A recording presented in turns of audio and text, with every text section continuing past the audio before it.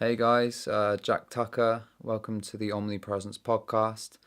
This week we have Vix Hill-Ryder, who is a forager and all-round community-spirited person with such a great ethos and so many great ideas about, so much knowledge about, so much fleeting knowledge that is just so inaccessible today. So that's why I think that's why I think she's a really important guest, and why I think she's a really important person in general, and someone who should be really looked up to and modelled for her what she does. And yeah, she was great. We didn't have the longest conversation. I'd love to get her back on again and have another one. It came to like kind of a natural conclusion, which was nice. It wasn't my best ever podcast, I must admit. I'm still getting used to hosting, and there was like times where I kind of felt like there were times where I was like thinking about the next question when I should have been listening to her more. So I apologise if I didn't get the best out of her, although I still think you'll get a lot from this podcast. And I think if you're interested in it, then you should check out her business, which is a community interest company. It's extremely cheap and affordable, and you can go out and learn how to forage here in Cornwall. And there's so much food that you can pick. I had no idea about the extent of wild foods all year round, and we're just going and buying leaves when there's more nutritious, more natural, free food literally on the floor. And instead we're getting chemical-laden, plastic-packaged food from monoculture and supporting industries that aren't great. So yeah, hope you enjoy the podcast, and please leave us a review on iTunes. Please subscribe to us on YouTube. And yeah, we're hoping to grow the platform and speak to some really cool people. We hope you get something out of it. It's really fun so far, talking to people and learning and absorbing and having a chance to have a say in stuff and put my opinions across. I'm really enjoying that. So yeah, enjoy the podcast. This is Free Food Forever with Vix Hill-Ryder. God bless. Tell me how you got into foraging. How I got into it. I wouldn't say it was something I got into. It was just something I was born into, really. I was very, very fortunate. I grew up here. So I'm from the Rhine Peninsula, and I'm from a low-income family. So when I was born, my parents pretty much as soon as they could had to pass me to my grandparents so they could go and work full-time just to sort of pay the rent, make a living. So from that, my earliest memories are all with my granddad in particular. And he's a local boy, so is my grand. My grand's still alive. He died in 2009, sadly. But we used to live outdoors. He was the district commissioner scout leader for South East Cornwall. So I was always hanging out with the scouts or doing recce walks with him, finding things for the scouts to do. And he was really great at just naturally seeing the landscape as not just the landscape and something beautiful to explore, but as food and as a food source. And he was a gardener as well. So he was very self-sufficient in his lifestyle with what they ate. So I kind of grew up just thinking it was normal to collect seafood from the beach or, excuse me, plants like sorrel from the hedgerow, which would help quench your thirst if you were thirsty. So that was sort of how I was brought up. How did he know all of this stuff? I don't really know. I never asked him, I never asked him how Wow. he knew, but he was a really great gardener. So most of his food knowledge came from planting things in the soil. Yeah. And he grew everything, and used to sell what he grew on his doorstep Wow. locally to the community. And my gran actually still does always have little bits left on the doorstep for people to put money in a pot. But I don't know, I never really said to him, hey, I wish I had, I really wish I had spent time to ask him these questions. Yeah. But then my dad became a lecturer of horticulture at Plymouth College. So when we used to go for walks as a family on a Sunday, he used to tell us all the Latin names of the plants in the hedgerow. And, that was part of what we did every week. So we were getting this botanical knowledge put into us, not really thinking we were receiving an education. It was just something we did as a family. Yeah.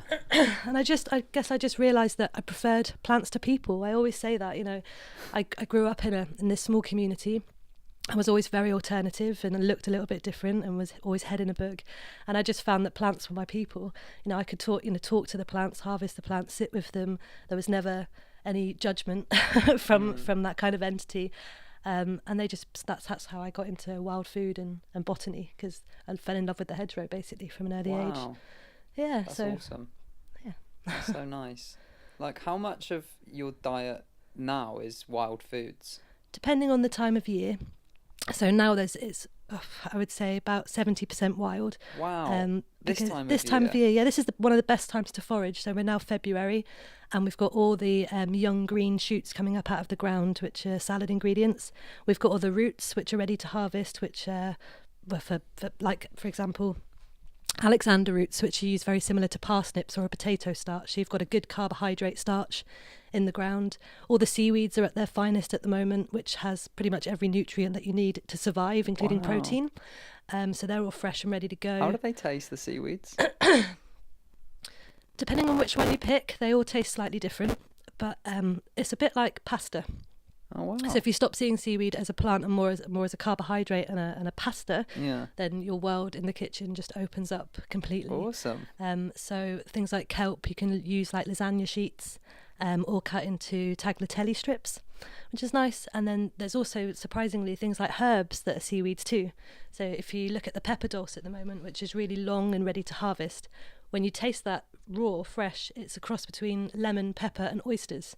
So if you're wanting to make like a vegan oyster sauce for a Chinese dish, you would pick the pepper dulse and mash it up with ginger and garlic and soy sauce, and all of a sudden you've got oyster sauce, which is vegan. Wow. So, there are people say, what's out there to eat now? There must be nothing. The trees are bare. Yeah. But actually, when you start foraging and you get into it, you start to open your eyes and slow down. And actually what you have there is just masses and masses of food. Wow. Which is not covered in chemicals and not covered in plastic. Yeah. And you just have to be confident and spend some time learning what they are so that you're safe, obviously. Yeah. But it's not, I think people are just scared by how much they need to learn. But actually, if you do it all the time, it becomes almost like a second nature, like driving a car. People can get in their car and they're operating this mad machinery, which is dangerous, really. Yeah. But they're so comfortable and confident with it that there's no fear. Yeah. And it's the same with even foraging. with the mechanics, it's like far beyond everyone's knowledge, yet they drive it. So yeah. They don't really understand what they're driving, but they're driving it unconsciously. Yeah. And it's the same with foraging. You don't have to understand how the plants grow or how they work, but you do start to learn when they grow, and you start to become in tune with the seasons, and you start to learn it naturally, and it's just a matter of practice and doing it all the time that makes you confident and comfortable with the plants and the flavours and eating them. And wow, just start. That's all I can say. Just start at it. That sounds so cool. I can't believe how much you can like you say, so it must be like really good. It must be good for the wallet as well, because you're like going out, it's like exercise, you're out, you're getting fresh air, and you're like gathering food. Do you think that like if too many people got into it, that it would become unsustainable? Yeah. The very simple answer to that is that's never going to happen. Yeah. And that's because most people are lazy, which is a really horrible, cynical thing to say, but it's completely true. I did a project because the Family Foraging Kitchen is a social enterprise, as you know. So we like to give back to the community. And one project we did in 2014 was called Free Food Forever. And it was to help low-income families on the peninsula receiving food boxes who were struggling to get by, not putting any fresh nutrition into their diet. We offer them 100% free foraging walks, so free knowledge. Come out with me once a month through the seasons, and I'll show you what you can eat, how you can utilise it. And this is all this free food. It's amazing. And I thought I would have people knocking my door down to come on these courses. Yeah. But people, the questions would be, do I have to go outside? What if it's raining? What if it's cold? How far are we going to walk? How long is it going to take? Yeah. So actually people, they're so used to this convenient culture of let's do an Asda shop and it'll arrive. Who can blame them in a way? Yeah, absolutely. Yeah. So there is a commitment to having to put a jacket on, get a basket, get a pair of scissors and walk and be outdoors. But I cannot tell you how good that is for mental health, for one.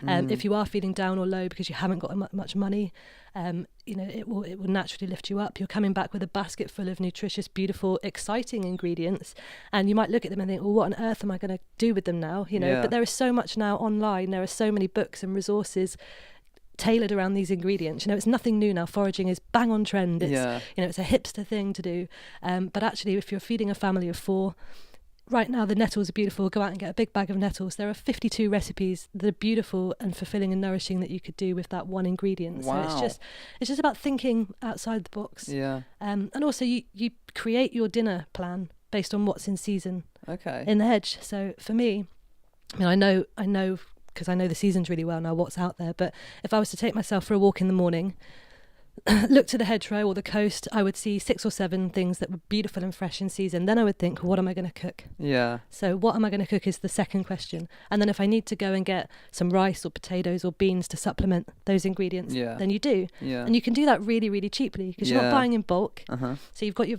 main ingredients in front of you, and then you might need, you know, a small bag of rice or a tin of kidney beans. Yeah. So actually you save yourself a heck of a load of money because you're not looking at what's on the supermarket shelf and hoarding all these massive, you know, a big shop, a big buy, most of which will go in the bin. You're doing it day by day.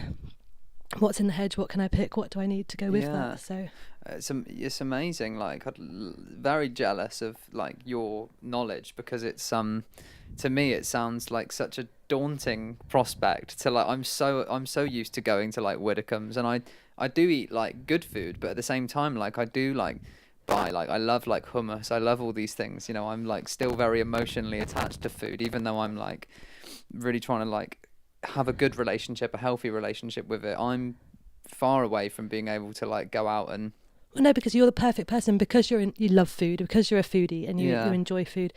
You don't lose that connection to shopping, going into the shop. That is still part of your life, but it will change what you eat seasonally, I suppose. And also you're going to be eating, you know, I mean, there are some non-native species, but you really are eating British native species in season that's fresh and right for your body right now. Quite often you find that what is in season and fresh and right now has a nutrient or a property which is medicinal for where you are at that time of the year.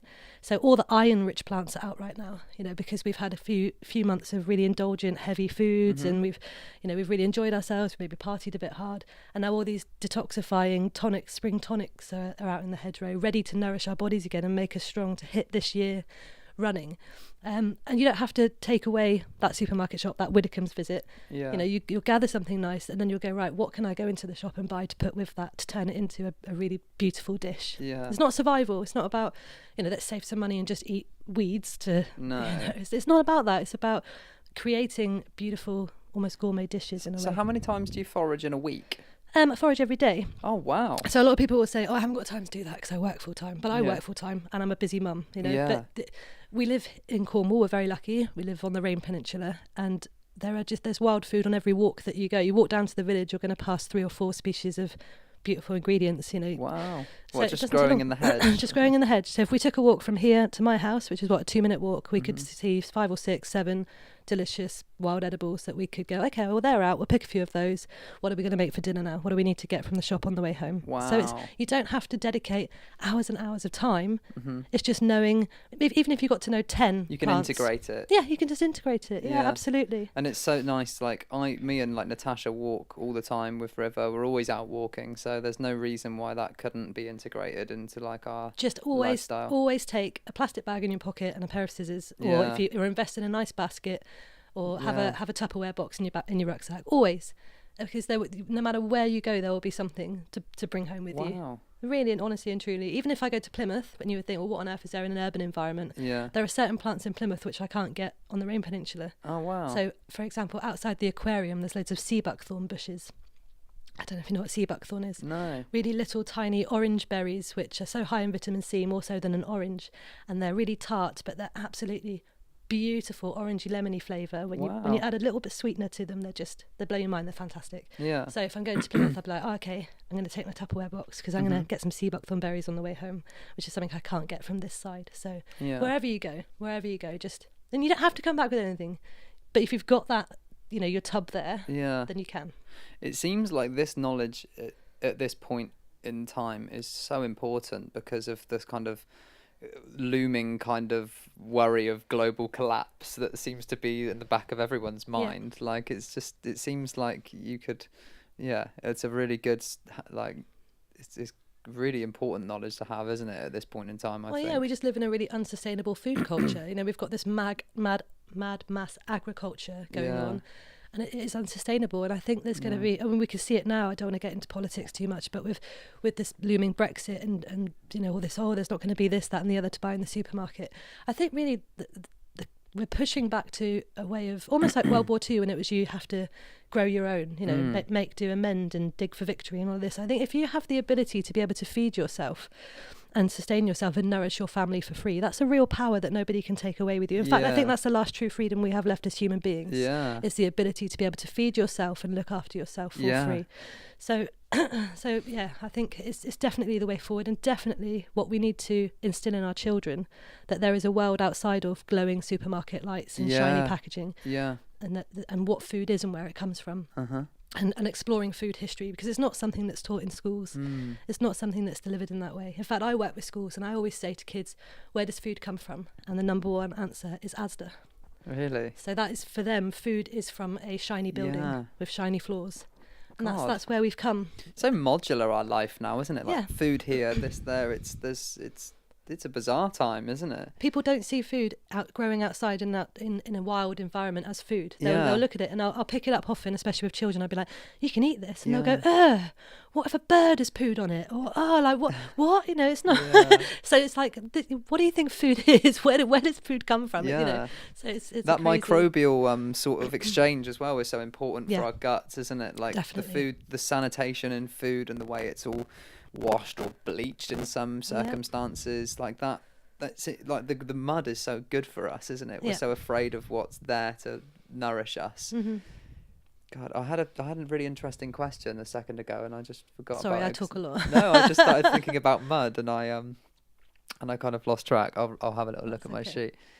Oh, that was it. Yeah. Do you feel like when you were talking about eating locally in season, do you feel like viscerally more connected to the land, like in like a spiritual sense at all? Do you feel that there's a kind of like, I don't know how to explain it really, because it's quite an etheric idea, but like, does it give you a kind of connection to the land which you would not get from a supermarket? Yeah, absolutely. I think you become very protective over the land for a start. So I get really upset if I see anyone abusing the landscape with putting little dog poo bags on trees or littering and things. You become very protective over what's there, because you see it in a different way. It's not just a beautiful place where you live. It's a resource, and it's food. So on one hand, but also the more you learn about the plants that are here and their history, and especially the native plants, you do become very spiritually connected to them. And one example of this would be with the blackthorn, and how long blackthorn has been in this country and the myths and legends associated with it. I was doing a workshop with children, and we found that old witches used to carry blackthorn spikes with them to ward off evil spirits, or they would plant blackthorn trees over the graves of their ancestors to stop them coming back as zombies, because blackthorn would keep people in the ground. And so you start learning about the history of how our ancestors have been connected to these different plants and what their uses were. And then aside from that history, you start to think about the medicinal value of them, and what they do for you in a medical way. And then also just being with them, how that enhances your mental health. I mean, we spoke about how foraging is good for mental health, but when you're picking something from a plant and saying thank you to it for giving you what it is, you're actually, it's a tactile thing. You're touching that plant, you're being with it, and you look around you and you see all of a sudden that it's a beautiful sunny day, and you hear the different birds, and you're seeing the butterflies come past. Sensual. It's very sensual, and you have to stop and look and go, crikey, this is where I live, and this is what's here. And that's just from being with one plant. So it is a spiritual thing. I think it's much more than just taking something to nourish yourself. You're connected to exactly what's going on. And in that time of year it's as well. It's fulfilling so many needs, isn't it? Like in like a oneer, and it's such a basic thing, such a natural basic thing. And it slows you down. We live in such a fast-paced culture, and I'm guilty of it too. Everything's got to be, I've got a list of 100 things to do, and I run from here, there and everywhere, and I don't really have time to breathe. But when I'm picking food for my family, I'm allowing myself that time to stop and pick those ingredients and think about how I'm going to use them.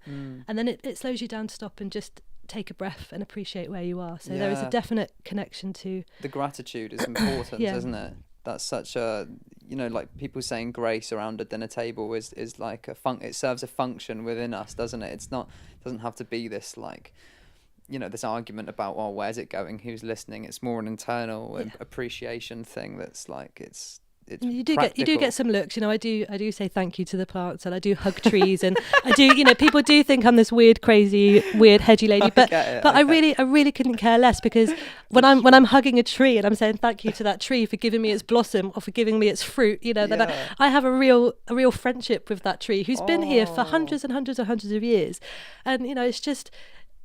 It gives me something so much more in a way than hugging a human. Yeah. There's so much wisdom in it, and just there's something really powerful about it. Solid? They are solid, but they are very reassuring. There is something beautiful about pressing your cheek to bark, and I think people think, oh, just hippy dippy nonsense. But I think if you're in any way stressed or busy, or all these things that get us down.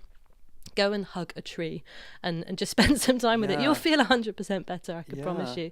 And my kids do it too. They'll go and run and hug trees. And I think if it's normalised, if it doesn't have to be hugging a tree, just an appreciation for nature and for understanding what's there, and not spraying it in chemicals and cutting it down and mowing it down and trying to control it, which is a very British thing to do.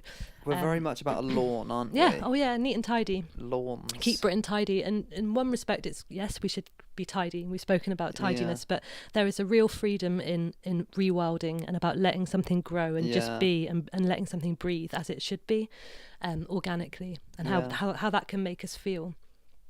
Yeah. Wow. Oh yeah, that was what I was going to ask you.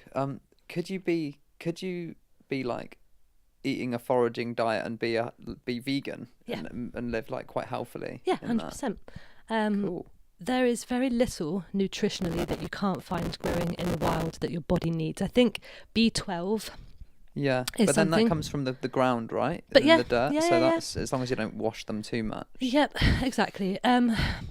Absolutely a vegan diet. What I mean, bringing it back to just one plant source. I spoke about kelp earlier, but if you look at what nutritional values in a piece of kelp, there literally is everything that the human body needs there to survive, including proteins. So people get very they get het up about veganism for some reason, like what, even on a normal, without the wild food, what are you lacking as a vegan, what you should be eating. Well, actually I think you're probably eating a lot better and putting more nutrients in your body if you're following a vegan diet properly, because you're being conscious of what you need to find in replacement of meat and dairy, essentially. Yeah. So even things like gorse flowers, those beautiful little yellow flowers, they're full of protein. And really? People don't realise that. They're quite protein rich. And they're also a natural antidepressant, so you're giving yourself some happy hormones at the same time as that protein. But yes, you can. I think with any diet, you just need to have a balance of everything on the plate. So if you're seeing an ingredient and you want to make it vegan, just make sure that within that makeup of your dish, you're at least getting some protein in there. And there are loads of plants which have that as well. So cool.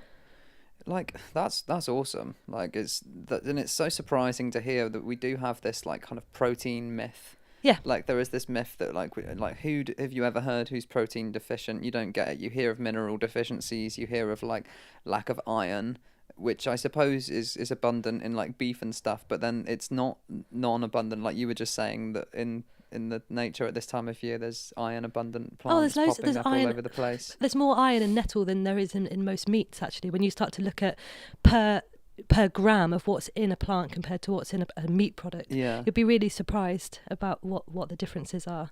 So I think what our culture focuses heavily on meat as a centerpiece, or as the center of our diet, meat or dairy. So when they're creating a dish, quite often they're thinking, what meat am I going to have? Yeah, what orbits this meat? And then what will go around the side? What can we get away with putting on the side and having a look at? Whereas when I approach a dish, the vegetables are the main show. So I'm thinking, what are all these salad vegetables or vegetables? And then, okay, protein is a secondary thought. What protein do I need to put with this? Whether it be a lentil or a kidney bean or some tofu or something. But yeah, we are we're too obsessed with meat and dairy, and I don't think we need to be. I'm not against it. I'm not against eating it sustainably, but life becomes so much more exciting when you're thinking outside of those products. Yeah. It's a tough one in the wild now. Like there's a real political, cultural war going on over the dinner table at the moment, isn't there? Yeah. And food is so it's such a animalistic relationship we have with food, isn't it? Because it's like fats and kind of, like if you disturb a dog when he's eating kind of thing, they can turn. And I think we're kind of the same, and that's kind of what's happening in the wild is people are people are saying you shouldn't eat like this, you shouldn't do this for better or for worse. I follow a vegan diet. Yeah, like yesterday, you know, I did cambo, and I do, and sometimes I eat honey, and I am slightly grey around the edges, but even with veganism, like it's hard. Like I hate to, sometimes I don't like any labels at all. Yeah, I was going to say it's because you've put a label on it. That's the problem. I think don't put a label on food. Can represent me, something that I say I am. Someone can be really rude and actually do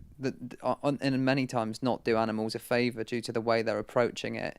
I think it's all about like trying to inspire people to make better choices. And I think that as well is like, you know, even if it's vegan, like if it's wrapped in loads of single-use plastic, then it's still no good. And you can just dig deeper and deeper and deeper all the time, and it is hard because it's like it becomes a bit of an occupation. You have to really address like all of these things. But I think the cool thing is like, I don't know, the more people that do it, the more like businesses will follow kind of naturally. But then also the more kind of like the more sort of like foraging and stuff that can be done, the more that, you know, there's benefit. The more you put into it, the more you get out of it as well. It seems really daunting at first, but you can just do it like bit by bit, slowly, and then I think you just have to stop giving yourself a hard time. I think people think, oh, right, what is my diet doing? What do I need to be? What is the latest best way to do something? Is it being a vegan or a vegetarian? Or I think you just need to scrap all of those labels and think, what am I doing myself that's ethical? And I think when people say to me, oh, what are you, a vegetarian, are you a vegan? My answer to that is I'm an ethical eater to the best of my ability. You know, if I go to someone's house and they're serving venison with a salad, I'll eat it, you know, because I don't have a restriction on myself of what I will and won't put in my body.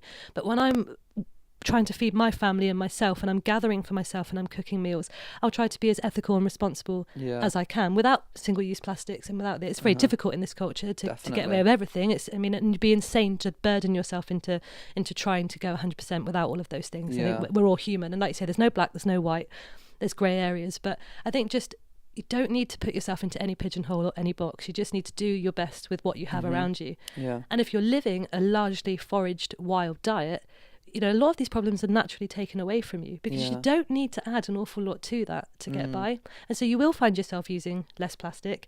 You will find yourself eating less refined foods and processed foods and packaged goods.